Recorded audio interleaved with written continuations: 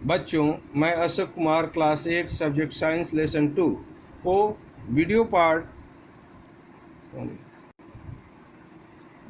4 के माध्यम से यूजफुल माइक्रो ऑर्गेनिज्म्स के बारे में बताने जा रहा हूँ। उपयोगी सूक्ष्मजीव। Microorganisms are very useful in many ways, such as number 1, curd or dahi contains a bacterium called Lactobacillus acidophilus.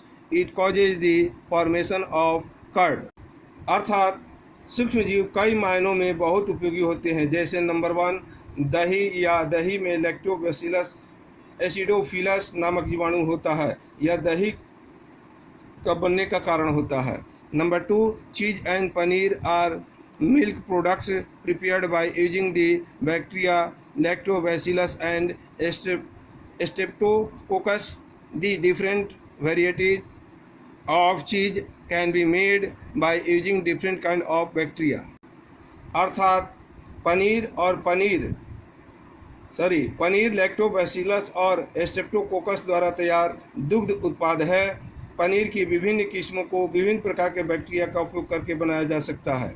Number 3, in bread making a fungus called yeast is added to the uncooked dough to make it rise. अर्थात bacteria का उपयोग करते हुए रोटी बनाने में खमीर नामक एक कवक को इसमें बनाने के लिए बिना पकाए हुए आटे में मिलाया जाता है। Number 4, common food dishes like idli, dosa and dokla are prepared by the action of yeast cells. अर्थात इडली, डोसा और ढोकला जैसे आम खाद्य व्यंजन खमीर की क्रिया द्वारा तैयार किए जाते हैं। Number 5, yeast is also used in making wines and beers from fruit juice और barley. अर्थात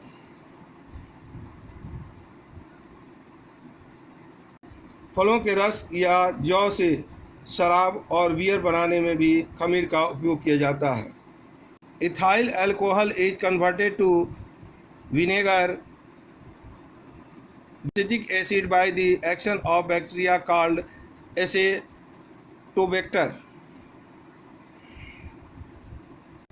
अर्थात एथिल अल्कोहल को एसिबैक्टर नामक बैक्टीरिया की क्रिया द्वारा सिरका एसिटिक एसिड में बदल दिया जाता है।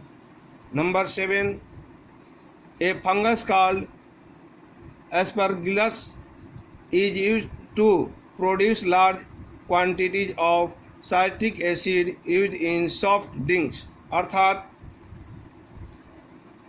एस्परजिलस नामक कवक का उपयोग शीतल पेय में बड़ी मात्रा में साइट्रिक एसिड के उत्पादन के लिए किया जाता है। Next number 8, algae that are rich in protein like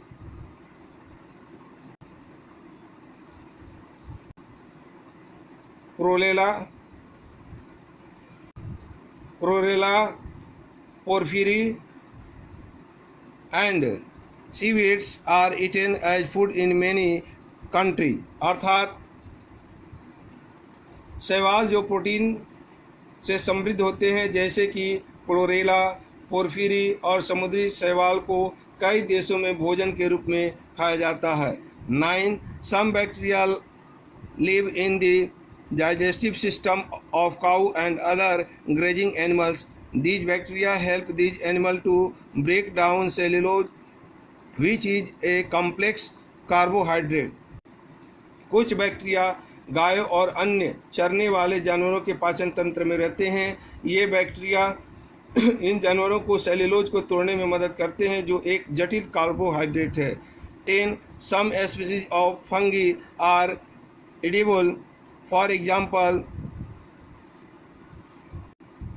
अग्रिकुस, Ramsia, Coloresia, Morchella etc. They are used as vegetable or in soups.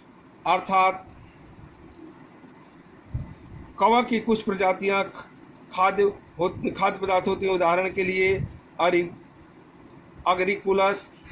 अग्रिकुस, Ramsia, Coloresia, Morchella इत्यादि। इनका उपयोग सब्जियों या सूप में किया जाता है। नेक्स्ट, मेडिसिनल यूजेज अर्थात औषधि में उपयोग।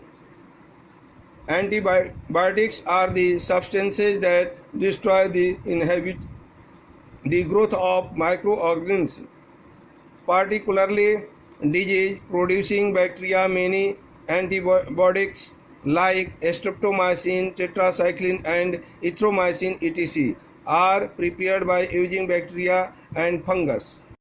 अर्थात एंटीबायोटिक्स वे पदार्थ हैं जो सूक्ष्म जीवों, विशेष रूप से रोग पैदा करने वाले जीवाणुओं के विकास को नष्ट या बाधित करते हैं। कई एंटीबायोटिक्स जैसे स्ट्रेप्टोमाइसिन, टेट्रासाइक्लिन और एथ्रोमाइसिन आदि बैक्टीरिया और फंगस का उपयोग करके तैयार किए जाते हैं। Precautions for using antibiotics. Number 1, antibiotics should be taken only one the advice of A qualified doctor. अर्थात एंटीबायोटिक्स का उपयोग करने के लिए सावधानियां। नंबर 1, एंटीबायोटिक्स केवल एक योग्य चिकित्सक की सलाह पर लेना चाहिए। Number 2, we must complete the entire course of antibiotics.